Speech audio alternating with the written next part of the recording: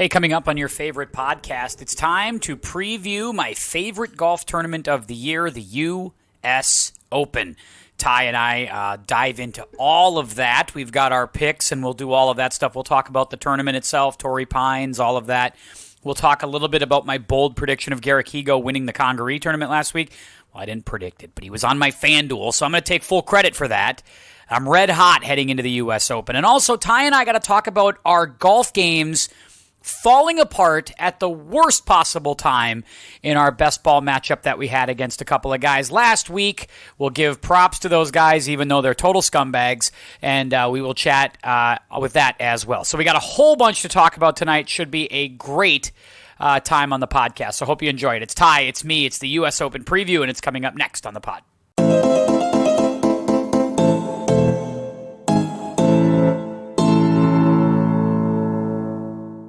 Hey, it's the Tim Anderson Podcast. I'm Tim. Nice to have you with us. And across the screen from me, over at his palatial estate, is my good buddy Ty. Ty Schrupp, TySchrupp.com, the insurance agent to the stars, and fellow golf enthusiast, back with me for yet another week of golf talk.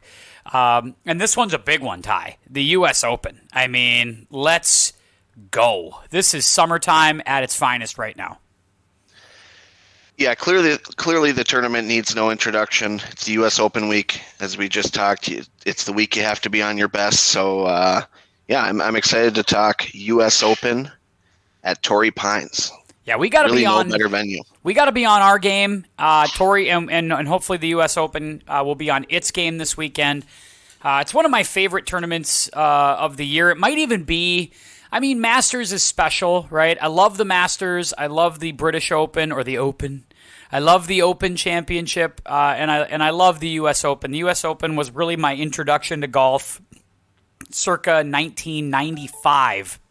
1995, the U.S. Open at Shinnecock Hills.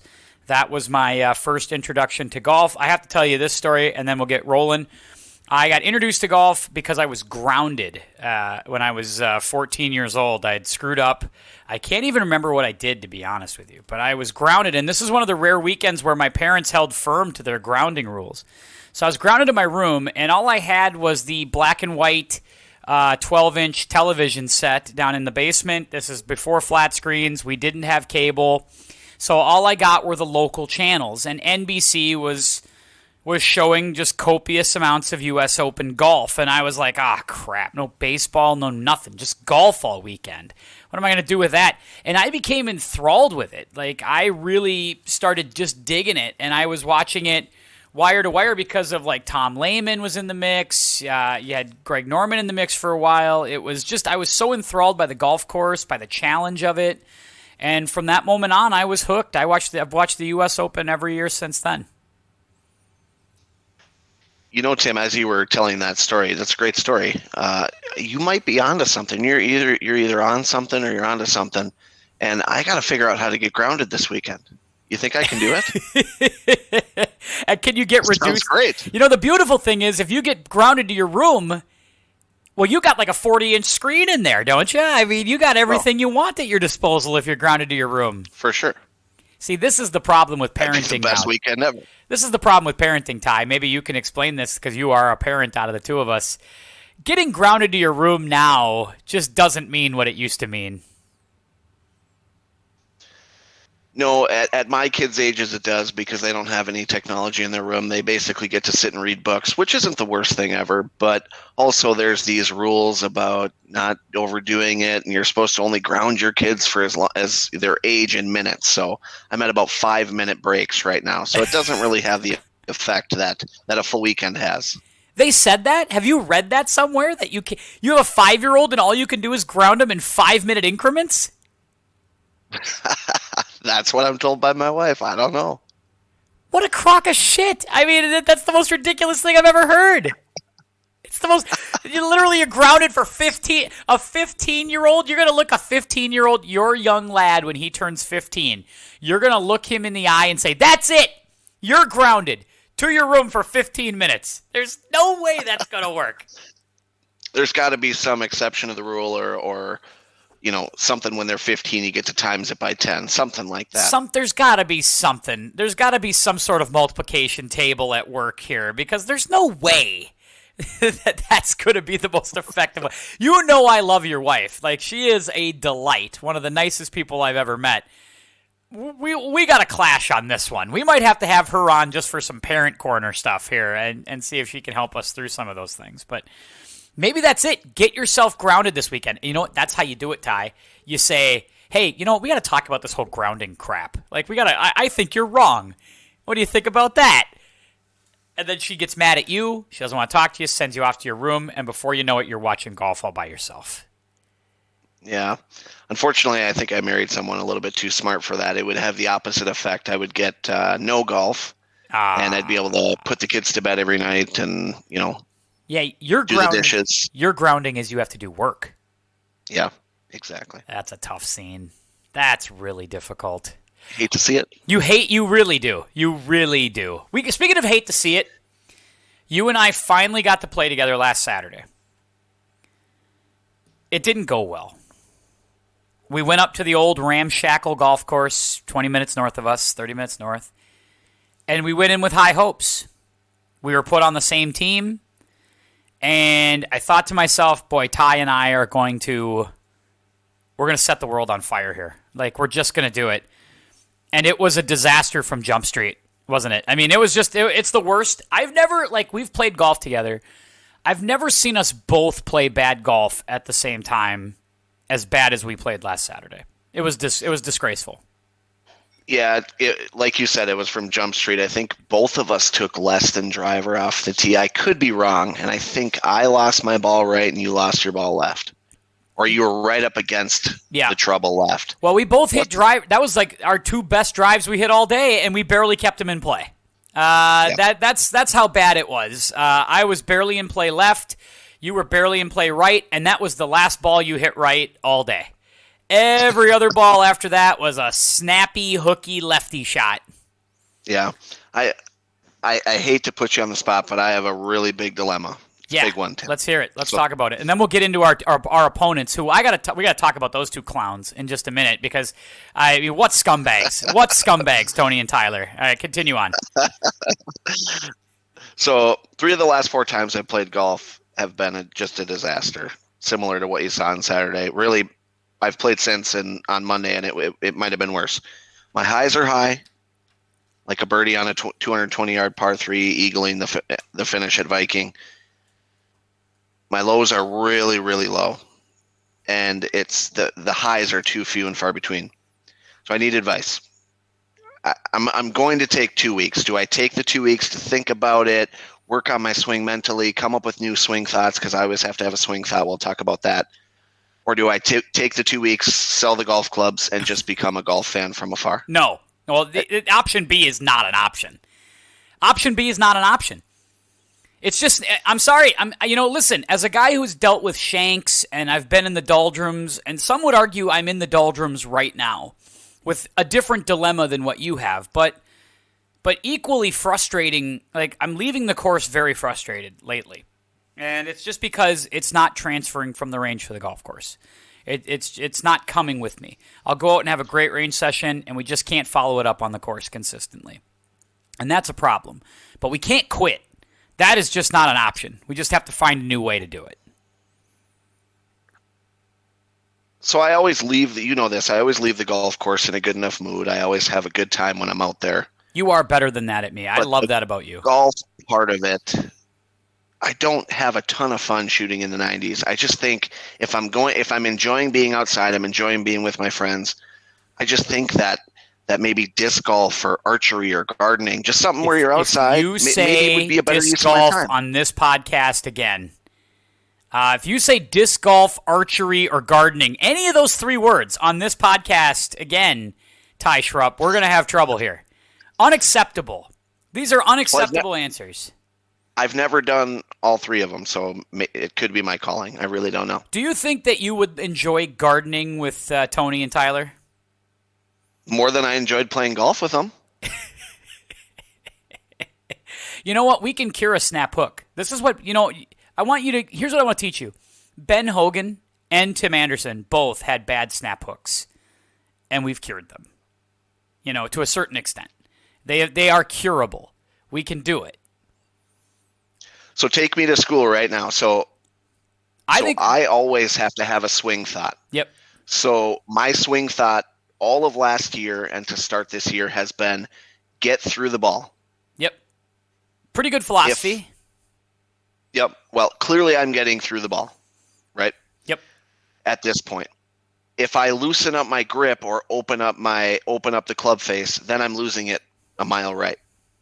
Yeah. So I need a new swing thought. And I don't think I'm bending my knees enough. I think that could be the ticket, but I need help. Well, clearly, I need a swing thought. Clearly when you snap hook like this, and I am not a golf pro, so you could take this as a nickel's worth of free advice, whatever this is. But my experience is when you are snap hooking it, we are shutting the face down way too fast. We are closing it at impact, and our path is we are way our face is way shut to our path that. So that's clearly what's that's something, right? Or we have such a strong grip, we are. And it's not about loosening the grip. It's just about dialing back that left hand and then making the right hand pretty soft and making it a little bit more of a neutral grip. And then just kind of hanging back on it and swinging it out towards right field, I think. Again, take that for whatever it's worth. I'm not really sure. But that's how I kind of got rid of my snap hook by thinking about just extending out towards right field or down the line, but also really just neutraling up this right hand, taking this right hand and just instead of it being over here, just bringing it back a little bit and then just kind of keeping the right hand along for the ride. And that sort of helps sometimes. At least it helps me sort of force myself out of the snap hook, and then you kind of can dial it around from there until you find what you're working with. Right. Not that I know anything about golf. Again, take everything I just said with a grain of salt, right? You and I need some range time. I think that's what it is. Yep. And dial that in. But because your iron play, when you get off the tee, you're fine. When you're in play, you're fine. Your irons are just, you hit the irons as pure as you ever have. It's the driver. Yep. The driver was a hot mess, Ty. And I was the opposite. I couldn't draw. I drove it okay, not great, but okay. My iron play was nothing short of just atrocious. Just a golfing abortion out there. It was just terrible. It was the worst. And it's been that way now for a while, Ty. I have not been able to hit iron shots cleanly. And again, taking it to the course. I'll have a great range session, and we get out on the course, and it's just not there. And I just don't know what it is. And I think what I'm starting to figure out is now the mental game is taking over. I'm now stopping. I'm not giving myself enough grace. I'm hard on myself right now in a big way. Mm-hmm. And maybe I got to not be so hard on myself. The teacher has to come back out of me and not the player. I need to be when I teach, I'm not hard on kids. I'm not. And when I coach, I'm not hard on kids. I always tell kids to hey, it's a process-based thing. It's not a results-based thing. The results come, but they come as a result of the process and blah, blah, blah, blah, blah. And I believe in those philosophies. I believe in those principles. It just has not shown up for me as a golfer yet. But the problem is now I'm looking for results and I'm not embracing the process. So I need to take time and get mentally back into a good place where I can go play solid golf. And that's the problem we're having.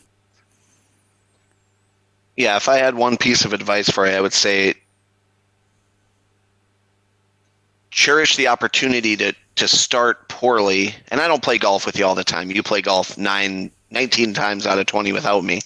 So this could be I'd like to change small sample size, but I know. Take pride in being able to turn around. If you're 5 over through 6 holes, you and I aren't going to go out and birdie 5 holes out of 6 and get back to even par. You just need to take the small wins and take that back 9 score, take the, stringing 5 pars together or whatever it is, or birdieing 2 holes down the stretch. I think we just have to, take pride in being able to turn around. It's, that's a skill that a good golfer has to have because you don't always have it. And a lot of times at 9 o'clock in the morning when you're stiff and not quite awake, you're going to start poorly. So I would say just take pride in that and don't don't just think, well, I came out here to shoot 73. It's not possible, so there's no reason to even try it down the stretch. That is what's happening, is that like I come out and I want that result. Like I want to shoot 73. I want to shoot 74. I feel like my game is to a place where I should be at least starting to touch that. And when it's not there, I get really frustrated. And it was and Saturday was the worst I've played in a long time. Like that was really, it was putrid. I mean, it's just terrible. Shot 87. I lost 6 balls. I mean, I haven't lost 6 balls all year. I lose 6 balls in a round. I mean, it was just so bad. And I didn't like it because we played these two guys who they're good dudes. Well, they're scumbags, but they're good. They're really good dudes. And here's why they're scumbags. Because we get there, you and I are paired together. We're going to play together, which I'm super excited about because I'm like, I love playing with Ty. This is going to be so much fun. And these two guys are like, so how many strokes are we getting? How many strokes do you think we should get? As he proceeds, Tony, to no lie, no hyperbole, split the fairway 310 with a little draw. And then he turns around and asks, how many strokes am I getting? I mean, I don't have words. I don't have words. He was 75 yards ahead of me off the tee, and he's wondering how many strokes he's going to get from me. Here's the answer. 0.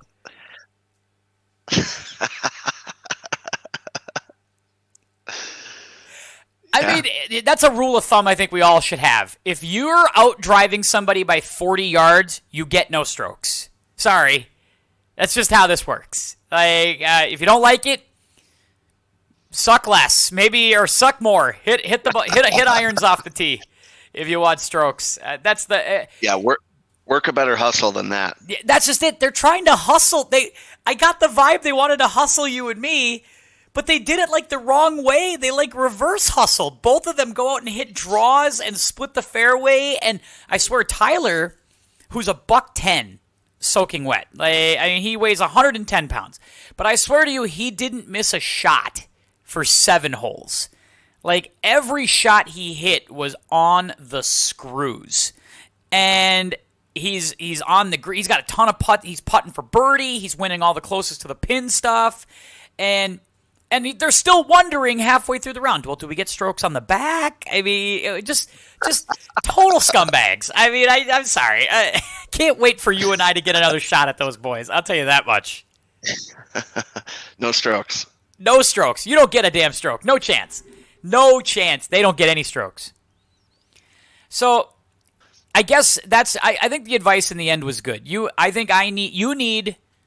not mental at all. Like, I love your mental game. Like, you are just the most easy come, easy go guy on the course, and I wish I had like 100% of that, literally. Not even I want all of that. And I think your stuff right now is it's just a technical thing. Like, you just got to make a couple technical adjustments, and you're going to be off and running.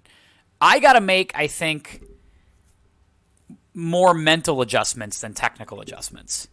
Like, I've got to figure out a way to have a little more fun on the golf course. And if I can start to do that again, I think I'll be okay.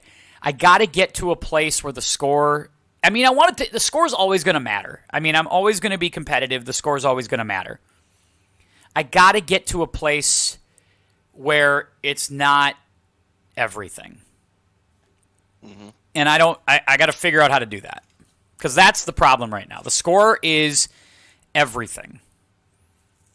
Yeah, and there's a lesson to be learned in every round, whether you shoot 73 or 99. It was just a little bit more evident, I think, on Saturday for us. Mine was very evident. And don't lose your ball left off every tee. Well, that's the problem. That golf course, it's the only place you can't do it. I mean, they give you all the room in the world to the right. They give you tons of bailout to the right. To the point where I was just like thinking to myself, maybe Ty should just hit a 4-iron off every tee. Because you strike your irons really well. And there's not a lot of holes that hurt you. I mean, just hit that. If you went out there and I took the driver out of your hands and I said, this is out of play. You don't get to use this for the round. You got to make it work with a 4-iron. I bet you go out and shoot 15 strokes better tomorrow on that course. Probably. That's probably true. But you're a stud. I want nobody else on my team but you. You're the man. We love it. All right. So good job, Tyler and Tony. You got the money this time. We'll come back and get you. Ty and I haven't forgotten about this, and we will regroup. We will reload. We will respond, and we will be ready next time. I assure you. I wouldn't want to be Tyler and Tony. Are you kidding me? If I was them, I'd jump right in the witness protection program. Just go on, as Steve Miller Band once said, you just go on and take the money and run. That's what I say. You got it this time. It ain't happening again. Even a busted watch is right twice a day. So now we are ready to go. We are ready to go. All right. Yep. Time to talk U.S. Open golf. 20 minutes into the podcast, here we are talking about the premier event on tour. First, shout out quick to Garrick Higo. I picked him in my FanDuel last week, although I didn't make any money. But I'm on board on Garrick Higo. I'm on board. That guy has got some nerves of steel there down the stretch. He was the only guy who looked like he wasn't going to wet himself in the last 9 holes of that golf tournament. Yeah, a lot to be excited about if you're a South African golf fan. I think that kind of stole the show a little bit. Not a huge, not a star-studded field, but you look at Van Roy and Higo, Wilco Nienaber. Those guys are really good golfers, and it was fun to watch that. I did catch a little bit of the golf this weekend. Like you said, Higo wins. He's the crafty lefty. Wilco Nienaber hits it a mile. Van Royen is the pride of Gopher golf, but yeah, Nienaber hits it a mile. I don't want to get ahead of myself and ruin my picks, but yeah, I don't want to be anecdotal because it's one tournament and it was the Palmetto, but the future is bright for South African golf. Yeah, I was impressed. I just thought he's won 4 times worldwide in the last 9 months. So look, I don't care where you're winning. You win 4 times in 9 months, you're doing something right. What you're doing, working. Stay with that. When you start to look around on tour and you see a bunch of guys who can't close, like Chesson Hadley and Harris English looked like deer in the headlights on Sunday. And DJ faded. And all these guys faded, and Garrick Higo just stood there and made putts and made plays and got things done on the back nine on a Sunday. Lot to like. Except for the fact that he's being mentored by Gary Player, and he's a scumbag. Not like Tony and Tyler are scumbags, but he's like a big scumbag. Like a real scumbag. Anyway. Gary Player sucks. Anyway. So, good job by Garrick Higo. He's in the field this week, as is Wilco Nienaber. By the way, shout out to Zach. Zach Nienaber thought he was the only Nienaber in the world. Turns out there's another one, and he drives it 400 yards. So, there you go. Lesson, Zach. Get on board there with that. We're going to Torrey Pines. Torrey Pines. Do you like Torrey Pines as a U.S. Open venue, or does this one not do much for you? It strikes me more as a PGA championship venue. But I don't hate it. There's a lot of California guys that really like this course, and I kind of these California guys like to play at home. Florida's kind of the neutral site when it comes to golf because everybody lives there, but I think that there's going to be a lot of guys who have kind of a distinct advantage. It's not real targety, but you got to bring your game. They're going to stimp it up. It's the U.S. Open, so I do trust. Who's the curators of the champion of the U.S. Open golf, the USGA? U.S. Golf Association, USGA. I do trust them to get this course ready like a U.S. Open site. So, yeah, it has all the makings of the classic U.S. Open, where it's not going to dazzle you with lots of there's not a lot of undulation here. It's not classic U.S. It's not Pinehurst, which I think everybody loves Pinehurst because it's sort of it's a different kind of golf. There's a little more purity to it. I think the same people who love Kiowa. I think for all the things you love about Kiowa, you probably won't like about Torrey Pines. Torrey gives you the great ocean views, and they are spectacular. And the weather is fantastic. San Diego, California. It's going to be amazing. But the course itself, not a lot of memorable holes, and not a lot of holes that make you stop and go, Oh, man, that hole. I can't. I mean, 18 is fun. I think 18 is a good par 5, a fun way to end the tournament. But other than that, are there holes that you've been watching the Farmers every year? Is there a hole that sticks out? No, I mean, anything that has the backdrop of the ocean is going to stick out from a scenic standpoint. But as far as the gamesmanship, not really. It's kind of the anti-Pebble in that way. Pebble has a ton of memorable holes. Yeah, you can 5 of them pop right up off the top of your head from Pebble. Yep. And same with Sawgrass. Like Sawgrass, Nope. too, where they play the players. You can name, obviously, 17, but 18 as well. And I think, like the short 4 is like 5. I think that one pretty well. A lot of people know 16 is the par 5, too, that's in front of 17. I mean, I think that's great. I mean, people know that course. Yeah, I'm curious to hear your thoughts on some specific people. We'll talk about Bryson in a second, the defending champion, but from a very different venue. So I'm going to name you the top 10 betting favorites, and you tell me. We always talk about the guys we like to win. Let's talk about the guys who we just don't think have much of a shot. Well, you read my mind. I wanted to do this too. Like, course. it's almost like you knew what we were going to talk about on this podcast. Like you and I did prep work. Like you're ready to go with this. This is fantastic. I had the same idea. Yeah, run me through it. Let's talk. So top 10 betting favorites: Rahm, DJ, Bryson, Brooks, Rory, Spieth, Xander, Colin Morikawa, JT, Cantlay. Who do you hate this week? I hate Rory. I hate Justin Thomas. I mean, here's the reason why I hate. I'll start with Justin Thomas. He won the Players. Other than that, post homophobic slur, post dropping of sponsors, what has he done really well? He put it together for like 2.5 rounds at the Players.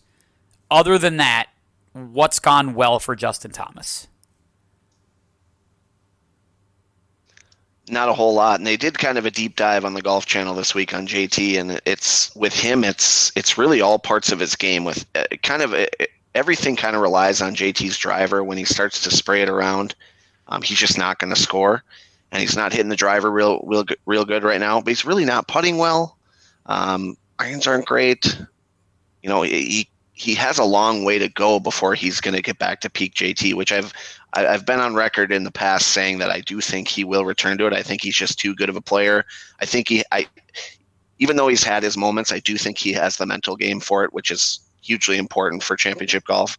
But he's just not there yet, and I don't expect him to put it together on a U.S. Open track. Yeah, the mental part of the game is, I think, the thing that's really hurting him. I think he was about as confident and as cocky as any golfer on tour this time a year ago. Like he was at the Memorial and the Workday, and he's contending every week. He's always in the mix.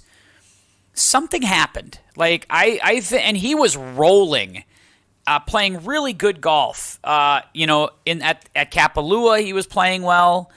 And then I think he got negative press, and he started now all of a sudden, like for the first time probably in his life, people weren't loving him up. They weren't loving him up online. They weren't loving him up in the papers. And I think he experienced some confidence loss. And I understand. I sympathize because I understand this. Like when you feel like when you start to doubt, and where does that doubt start? It starts on the stuff that you used to do really well. And I think JT used to be a really clutch putter. He's not a great putter right now. He's putting terribly. And then he used to be able to really sling it out there and hit fades and draws at will. Now you see him before every tee shot. He's working all kinds of weird stuff pre-shot, trying to figure out where his line is, where his slot. It's just a lack of confidence and a lack of trust in the stuff that he used to just believe in, because he had just tremendous confidence. And like I say, confidence when it goes south. Ask Jordan Spieth. It's a fickle thing. And when confidence goes away, it's really hard to put those pieces back together quickly. And I thought we wouldn't hear from JT all year. He sprung up at the Players and showed some mettle to me, and I was really impressed. But it's kind of regressed back to the mean.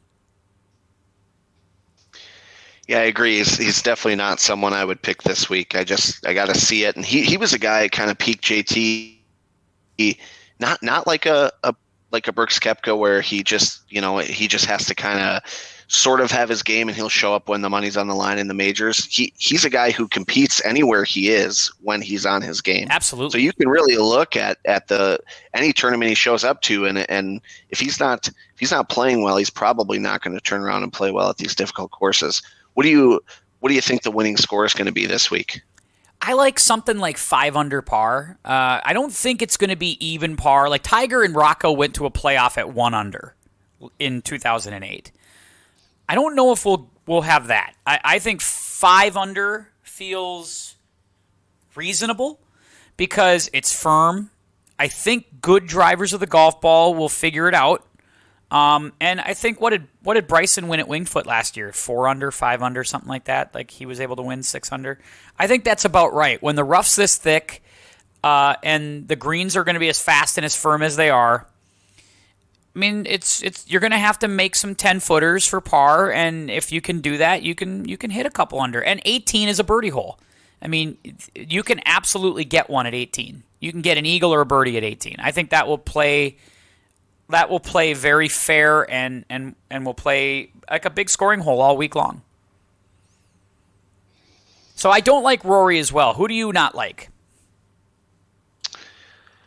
I mean, Rory is the one that jumps off the page to me. I know you kind of like Cantlay this week. I bet we'll hear about that a little bit.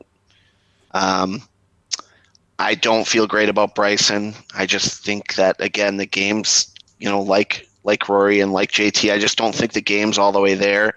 And I've watched a lot of stuff on Bryson lately, and I'm not a huge fan of – I just don't think a 20, 30-yard advantage is worth missing the fairway by 20 or 30 yards almost every tee shot.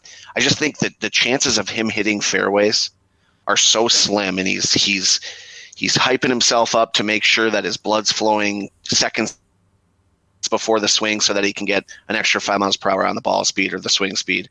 I'm not totally in on that, and I think there's a lot of recklessness in his golf swing right now. And I think that he's trying so hard to prove everyone wrong, and I don't think he has to do that because he already did that to a point by winning his first major with the beefed up body. But again, I just think he's a little bit lost, and I don't like Bryson this week. I don't like Bryson. I don't like Rory, and I really don't like JT. So we're kind of along the same line of thinking. And I also think we'll see what we get out of Rahm. He's the betting favorite at 10-1. And a lot of that's because we don't really know what to expect from DJ. But we'll see what kind of game Rahm has after coming out of a little bit of a kerfuffle last time he was out. We don't have to get into that. But, I'm a little worried about him. Yeah, that's the thing. Rahm impresses people because he had a big lead at Memorial before the withdrawal. But other than that, like, how many big events has Jon Rahm won? So, like, we're betting on a guy that hasn't won a major, hasn't won the Players, hasn't won, he's won some tournaments, sure, and he's played well at Torrey at the Farmers. But to me, it doesn't mean zero, but it means just a little bit above zero if you've won at the Farmers. Like, so what? That course couldn't be any different than what you're playing right now. They play that in February when it's 20 degrees colder, when it's wet, when it's soft, the rough is soft and lush, the fairways are soft, there's no run out, it's not as juicy in the rough, and even then, 8 under wins. 8, 9 under par wins that tournament, usually. So, like, to compare what you're playing in the Farmers to what you're going to see this week, I don't think that's a good indicator of what you can expect. And this is like the first major that we've headed into in a long time where I feel like very few guys are on form. Like very few of the top dudes are on form. Like just you ran through that list. Rahm hasn't won this year. I mean, he played well at Memorial. But obviously, and he would have probably won there. Probably. But other than that, he hasn't won. DJ in the weeds a little bit this calendar year, right? Hasn't played well since February. DeChambeau has played well, like he won the Arnold Palmer, but he hasn't won anything since, and he hasn't played well in the majors. Didn't play well at Augusta, I don't think played well at Kiowa. Koepka, again, it's a major, so you have to believe Koepka's in the mix. But there's a lot of crap surrounding Brooks Koepka right now. Like, I don't know. Like, I don't feel like that's great. Roars hasn't played well all year. Xander, Xander's probably going to play well. But Xander hasn't closed anything. So, like, he kind of needs to prove it this week. This is a big week for him. Morikawa has played well. I'd give Morikawa, although you're asking me if that putting thing that he's doing right now is going to win in a big moment. I'm not sure about that. Spieth, JT Cantlay has just won recently. He might be the only one who's on form, but before Cantlay won at Memorial, how good was Cantlay playing? Not very well. Not very well. And then you go down the line from there. Finau, Hovland, Reed, Matsuyama, Lowry, Scheffler, Zalatoris, Hatton. When I say it's anybody's game, it really feels like anybody's game. Yeah, anytime you go in the betting favorite has never won a major, that means that Vegas doesn't really know who's going to win. Speaking of Vegas, there's a lot of money coming in, I've read, on a 50-1 guy who's playing in his backyard, Phil Mickelson. Do you think he has a chance this week?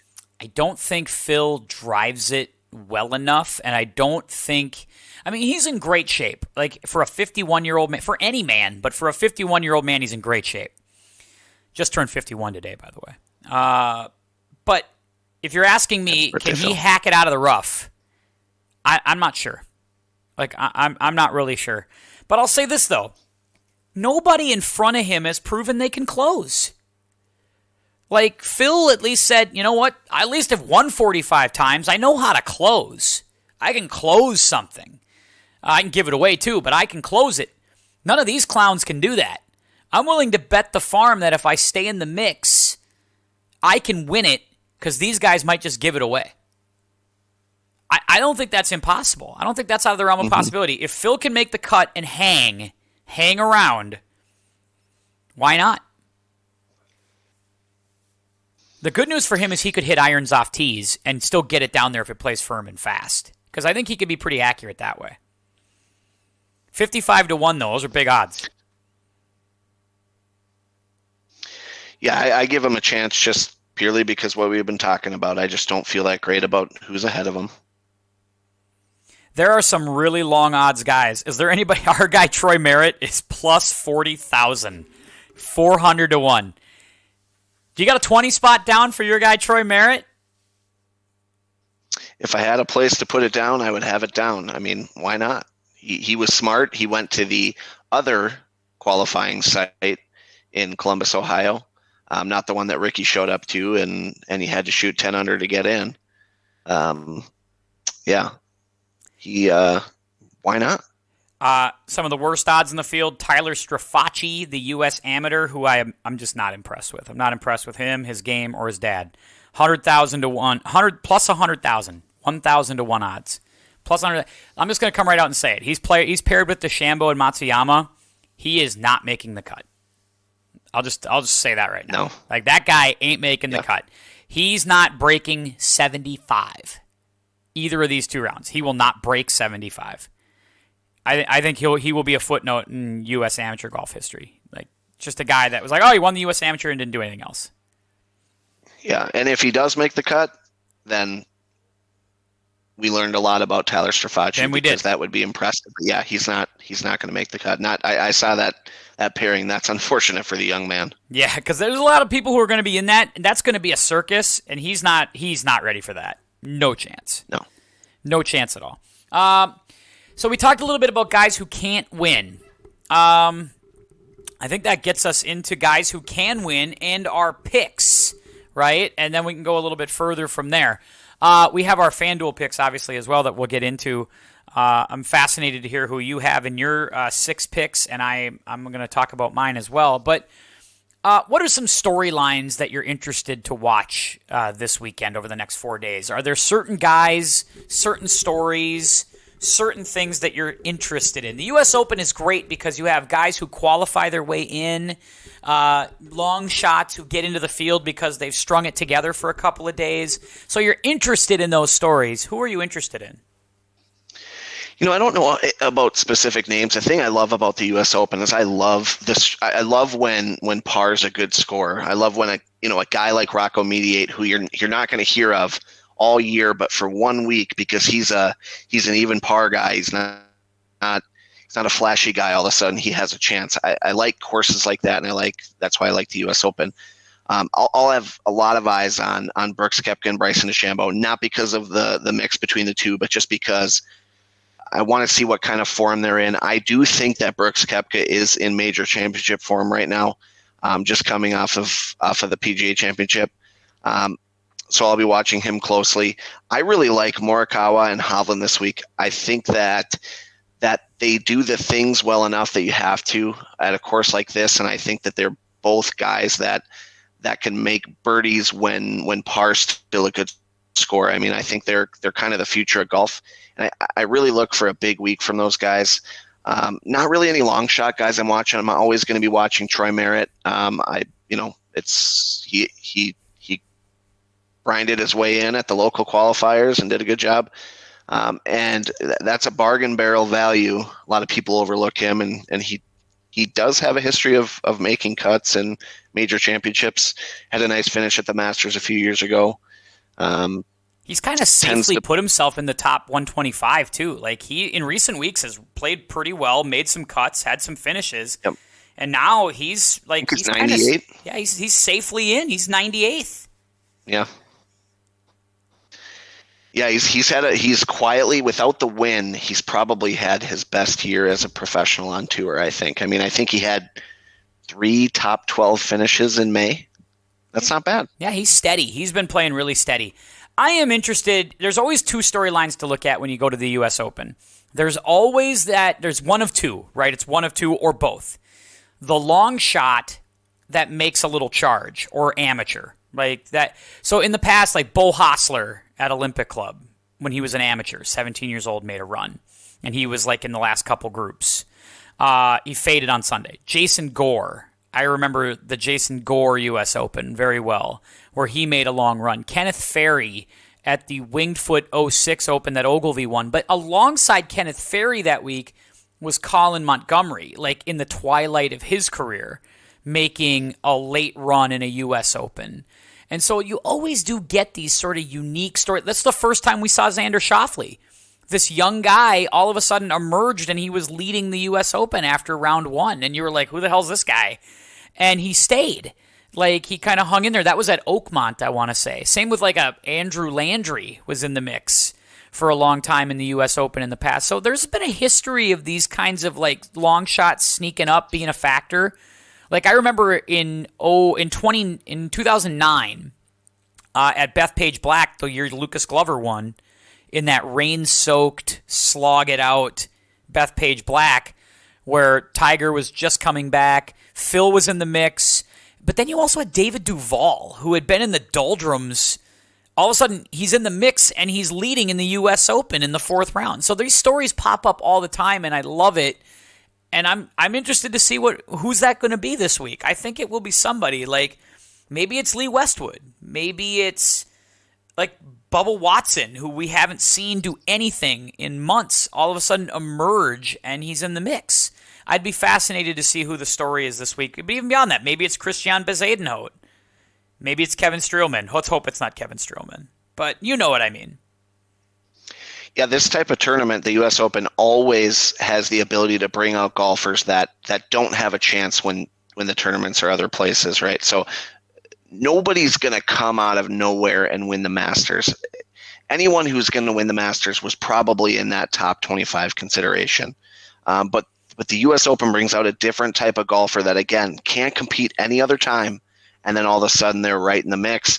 And when it comes down the stretch, again, it's not always that the better player with the more prowess can pull away, because it's just it commands a different type of golf and a very, very strong mental game. So that's why I think Brooks Koepka is well suited and Bryson DeChambeau has no chance this week, because it's going to take someone who's really mentally tough. Even at a course that's not your traditional U.S. Open track, I do think it's going to be someone that you're going to look back and say, "Yep, that makes sense." Yeah. All right. So we've talked a little U.S. Open. I'm looking forward to what we're going to look forward. Let's talk about picks. Who are we taking in our daily fantasy rosters this week? Should be an interesting one. 3 out of my 6 guys missed the cut last week, but I did pick the eventual winner, which got me close. I'm feeling good about my radar right now. So, pick number 1 to you as always. I am not feeling good about my radar. I'm moving backwards in terms of picks. I haven't been in the money in quite a while now. Like you, 3 out of 6 players missed the cut, and I did not pick the winner, so I was not close. But my first pick, I scrolled down a little bit. I tend to like to do this. I took Wilco Nienaber. I like a guy who hits the ball far, coming off a nice performance at Congaree, and who knows? I also took Wilco Nienaber down the list. Shout out to Zach, by the way, again. I think I don't know if it's because of the drive, but he's played well on the European Tour this year. Like, he's been around, and he does have club head speed for days. And he can, if he hits fairways on firm fairways, like you're going to get at Torrey Pines, if he can keep it in the fairway, he will be, he might be the longest hitter in the tournament. Like, he's longer than Bryson, maybe. And he might be longer than Koepka and Bryson and all these guys. And he could be that sneaky guy that is gouging his way to first-round lead at the end of this. I would not be surprised. And he's sneaky long, too. You don't see him having to pump his chest and get his adrenaline flowing to be able to get that 200 swing speed. Again, someone who could end up having better swing speed with a little bit of world-class training if he can kind of get his name out there and move up the world golf ranking. But yeah, I guess great minds think alike. I guess my radar is a little better than I thought. He's quietly having, we don't talk about it here in the United States because we just haven't watched a lot. But if you watch European Tour golf, which I do in the mornings, on the weekends especially, he's there a lot. He's in the top 15, 20 on the Euro Tour all the time. He is constantly in the mix. He's having a really good season on the European Tour. Just somebody to keep an eye on, Wilco Nienaber. We're both in on him. All right. Yep. Who else you got? Let's go with that.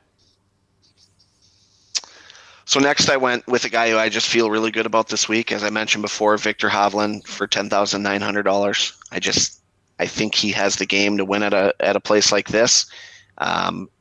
And he's kind of coming back a little bit, and I just think he could put it together this week. We'll see. I did not take Victor Hovland this week. I think what you require at the U.S. Open is a really good short game around the greens, and I've seen him be a horrendous chipper of the golf ball, a horrendous chipper and pitcher. For as good as he is, and I love Victor Hovland's game, if you got to gouge it out 20, 30 yards on pitch shots and stuff, he ain't my pick. That's not the guy I'm picking to do that. He might be the last guy I picked to do that. I am going to take Bryson DeChambeau. I know you don't like him in this week. I'm going to take him because he's made 12 of 13 cuts this year. He has, even on bad weeks, found a way to make the cut. And I just don't know if in this kind of setup where it's not a lot of dog legs, he doesn't have to fly a lot of trees, there's not a lot of water hazards, I feel like he can't go out and shoot 78. I don't think it's in him. I don't think he can do it. I think the worst he shoots is 1 or 2 over par. And I think you can make the cut even on your worst day at +4 at the U.S. Open. So I'm going to say he makes the cut for sure. And if he wins, obviously would I be shocked if he wins? No. But do I think he makes the cut? Yeah. I take Bryson DeChambeau, 11,800. You know what I think Bryson needs to do after he finishes up his round on Friday? I think he needs to hop on a plane, fly around the world, land, and then show up for a Saturday tee time, because that seems to work for him.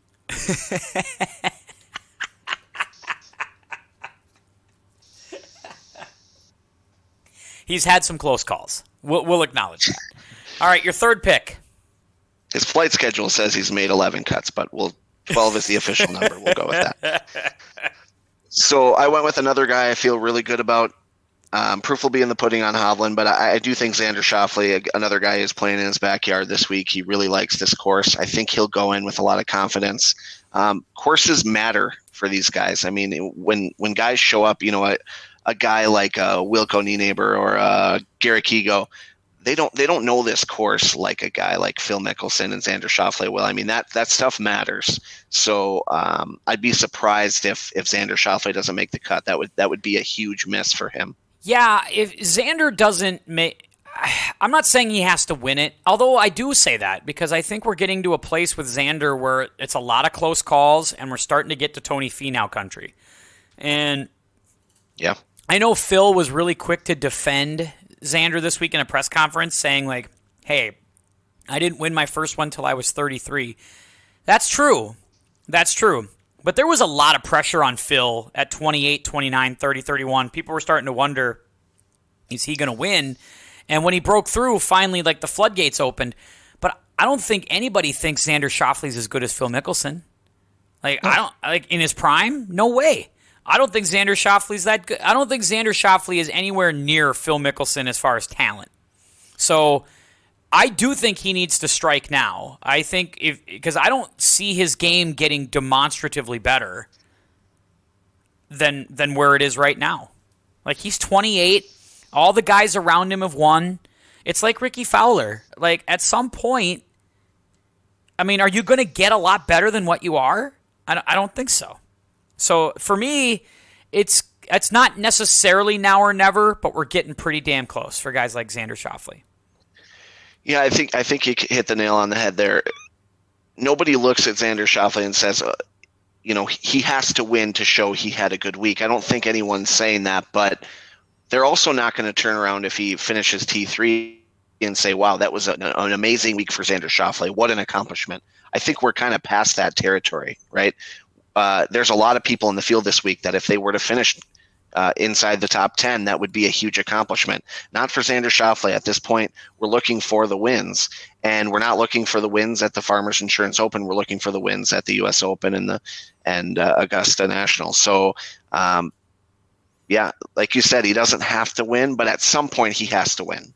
Yeah, I think that's a very fair comment. And Xander's one of those guys to keep an eye on. Obviously, this week, I mean, it's tailor-made for him. I mean, it really is. The venue is his venue.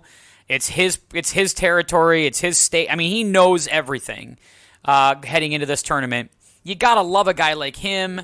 It's got to happen. I think he's got to make a run at it. Otherwise, I'm gonna not talk about him going forward. I'm going to give you this guy at $11,000, and he's also my pick to win. I said it 3 months ago. I'm going to stand by it. Patrick Cantlay at $11,000. Patrick Cantlay is my pick to win, and I'm going to stand by it. Yeah, it's hard to argue that. I believe he's more of a Los Angeles guy, but definitely a California West Coast guy. So I'm sure he's played Torrey plenty of times. Kind of has the game for it. Pretty steady, good short game.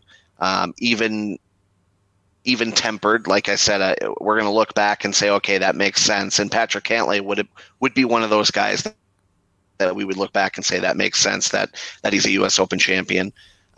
So yeah, I like the pick. He's not on my picks, but I did look at him a little bit. See, I think Cantlay's recent struggles have been with the putter. Like he has not putted real well. But that win at Memorial, I feel like is a good harbinger. Like I really think if you can win there, it's kind of like a major championship setup. They grow the rough up there. You got to drive it well. You got to hit irons well. And I thought like that was a big thing. Now, granted, that was Jon Rahm's tournament to win by 6 shots, but throw that out. Like, okay, he may not have beaten Jon Rahm that week. He would have beat everybody else. Like, yeah. I mean, he played well. I like Cantlay this week. I just think it's a good pick. All right, where are you going next? So I went with the anti-Victor Hovland. I went with someone who you should like a lot based off of your comments about Victor Hovland, a guy who hits a good low drive, can run it up the fairways, good short game, consistent chipper, putter, Abraham Answer. I got far enough down to the $9,500 range, and I was looking at a lot of the names I didn't like, and he was right in that mix. So I just thought it was a tremendous value for someone who really has the type of game who could win a U.S. Open where it's not stretched out to 9,000 yards. I think he's a lot like Xander in that regard, where I think like you look at him and go, yeah, he does a lot of stuff well. Like I think if you really looked at Xander's game or Abraham Answer's game, you'd say, well, yeah, he drives it pretty well, he hits irons pretty well, he chips well, he putts well, but he doesn't win anything, And that's so it's like he's there, but there's a lot of guys who are there. I don't know. I'd love it. I think he'd be a great guy to win. It would I think mean a lot for it would mean a lot for the tour. It'd mean a lot for like the country of Mexico. It would be a huge win for golf if Abraham Answer was able to win on a municipal course. This would be a great one for Abraham Answer. I just don't know if he's got that extra gear. You know what I mean? I think he's kind of like. He's like a Ford Escape. I like a Ford Escape. They're solid. They're really solid. They do everything right. You get them through the snow, the rain. They start. Everything's great. I just don't want them in a drag race. I just don't like it. It's not going to work. I like pontoon boats. I don't want to enter a pontoon boat in a jet boat race. It's just my thing. Yep. So there you go. Good analogy. I'm going to take Phil Mickelson, 9,400 to at least make the cut. Something about Phil I like. I mean, he's playing with house money. He won the PGA Championship. Nobody's going to tell him nothing for like months or a year. He's got bragging rights for a long, long time. But I get the vibe he's hungry here. Like, he's not settling for the PGA. I think he was happy he won the PGA. We all know this is the one he wants. He wants to win this tournament. I don't know if the reason why he's had a runner-up finish 6 times is because I don't know if he has the game to close a U.S. Open, because it requires patience, it requires laying up, it requires playing for par. That's not Phil's game. But I get the feeling like he really wants to make an honest effort at this thing. I expect him to give it his best. I expect him to make the cut. I don't think he'll win, but I would not be surprised if he's got weekend tee times. That's an amazing statistic. 6 runner-up finishes in U.S. Opens and no victories. That is astonishing. Can't make it up. My favorite U.S. Open of all time is still, it's hard to, I mean, I love the '08 Open between Rocco and Tiger. I think that was great at Torrey Pines. That was great. And if we get anything close to that, I'll be ecstatic. But for me, it's always 99 Pinehurst. When you think Payne Stewart, Phil Mickelson, what a great story that was. And I really thought Phil could have won that tournament pretty darn easily. And he played a much more controlled game. If you go back and watch that on the USGA app on Roku, by the way, which you should, Phil's not swinging at 1,000 miles an hour. Like, he's playing this real controlled lefty game, and he's playing great. And Payne just beat him. One of my favorite Opens of all time on a rainy day, just classic U.S. Open stuff. Loved it. Just loved it. Tiger was in the mix. Davis Love. It was such David Duval. What a great man. That was one of the best ones ever. But even then, like, you just felt like Phil could win that. And after losing that, you said to yourself, Phil's going to win one of these. And the fact that he just hasn't been able to do it is pretty astonishing. All right. 5th pick. I went with someone you've talked about, might be on your picks still. I went with Lee Westwood for $9,000. Like you said, it just feels like a week that someone like that could come out and win. Mm-hmm. You never really know which Lee Westwood you're going to have as of late. Well, we don't know who's the caddy. To either be boom or bust. Yeah, that's true. Now, he did officially get married to Helen in Vegas like last week. So you feel like Helen might be on the bag here for the honeymoon. And if that's the case, I like Lee Westwood a lot. He doesn't do anything when the sun's on the bag, but when Helen's on the bag, good things sometimes happen.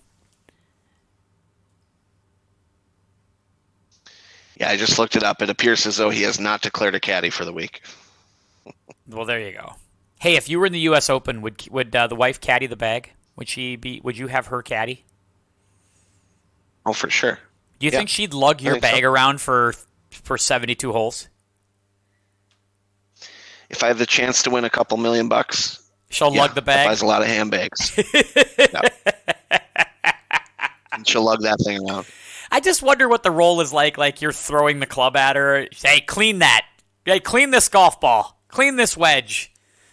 You just gotta. It's a lot of trust that goes into the caddy thing when you have the gal caddying for you. But I'm hoping it happens. I'd love to see it. I think with the gal caddies for you, you got to wash your own ball every once in a while. I think that might be out sometimes. I think you might be onto that. I think you might be right. You just bring. How about I clean my own clubs? In fact, how about I just carry them and you just walk with me anyway? Hold my hand. I'm gonna take with my fifth pick a guy who's a major championship.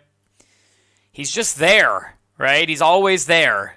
Sweet swinging Louis Oosthuizen. This is, I every time I think Louis not going to be a factor, he's a factor. Every single time. He doesn't win. Obviously, he's won the one Open, but something about major championships bring out the best in Louis Oosthuizen. I wouldn't be surprised if he's around again.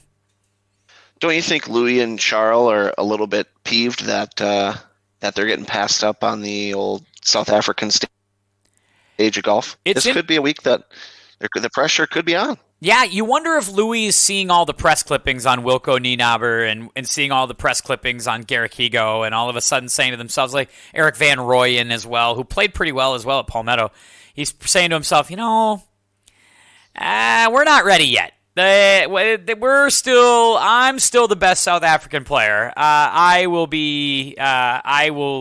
not give that torch up very quickly. I will be playing well at this tournament. I would not be surprised at all if he's in the mix. Give me Louis Oosthuizen. And Louis is a guy who can make pars. I mean, he's a good player. He's not necessarily a guy who's going to go out and birdie 5 in a row, but yeah, I do trust Louis when it comes to making par. And his swing doesn't go wrong a lot. Right? He's not a guy that goes awry. I feel like he'll be there. Last pick. So this was your classic. You scan your eyes to the bottom and say, how much money do I have left and who can I afford? I was between two guys, Colin Morikawa and JT, and I went with Colin Morikawa. I'm just not sold on JT's game right now, as we discussed at length. You're going to tell me between Hovland, Schauffele, Morikawa, the betting favorite would be one of those guys that's going to be in the mix. I can't guarantee they're going to be in the winner's circle, but I would be remiss if one of those guys' name is not in that final 3 groups on Sunday. You're probably right about that. I feel like one of those 3 guys should be there. If all 3 of those guys say miss the cut, shocked. I would be absolutely shocked. Last pick for me. It's not, again, we're not urgent because he's really young. This isn't urgent. I'd like to see him hit some big shots on a Sunday, though. Scotty Scheffler. So I'm going to take him. He's obviously got the game to be a major champion. I really believe that. He drives the hell out of it. But I want to see that swing hold up on a Sunday. I want to see him in the mix, hitting big shots. And if he loses, he loses. But I don't want it to be because he's giving it away. I want it to be because somebody went out and beat him. That requires, I want to see that on a Sunday from Scotty Scheffler. So hopefully we'll see that this week. So my picks, once again, DeChambeau, Cantlay, Mickelson, Nienaber, Oosthuizen, Scheffler. So, and you went Nienaber as well. You went Morikawa. You went Hovland. You went Schauffele, Answer, and Westwood. There you go. Wow. Okay, is your winner coming out of those 6, or do you have somebody else to win it? Yeah, I like Morikawa or Schauffele. I'll lean Schauffele to win this week. Xander Schauffele is your pick to win. My pick's Patrick Cantlay to win. You and I are going to be back Sunday night after the last putt falls to break it all down, talk about it, rap about it, decide who was right or wrong. Should be a great time. Father's Day. You're excited for it, aren't you? Oh, always. Always. Oh, gosh. Yeah, get all your Father's Day festivities out of the way quickly. I'm sure you're going to love getting the 7 different ties that you're going to get, which I know that you will because, well, your name's Ty. I mean, I have to assume that you just own an extensive tie collection. And I'm sure that Father's Day comes with an abundance of colorful but yet tasteful ties for you, Ty Schrupp. I hope that it happens for you. Since I am not a dad, I will just call the old man and wish him a happy Father's Day. Hope everybody else has a good one as well. Join us again on Sunday night for me and Ty's post-game reaction to the U.S. Open. We're certainly going to have a lot to talk about. Also, quick heads up, Lauren is in tomorrow night to talk another classic peak cinema film. That one, I think it's a classic. We'll see if she thinks so, but we might clash on that one. It should be a lot of fun. So tune in for that as well. Lots coming down here at the pod in the next few weeks, so we want to ask that you stay with us. Continue to subscribe, support, share out, Spotify, all that jazz. Thank you very much. TimPodcast1@yahoo.com. You can also find us on Twitter, Tim Anderson Pod, at Tim Anderson Pod. Please do that. Mr. Tim Anderson on Instagram as well. And so thank you, Ty. I hope you have a lovely day. We're going to hit the range because you and I are going to fix all this stuff. Thanks for the much needed. Let's go. Yeah, thanks for the much needed couch time this week. I needed it. It was really good. Mm-hmm. So, on behalf of Ty, until next time, I'm Tim saying keep your head up, and we'll see you.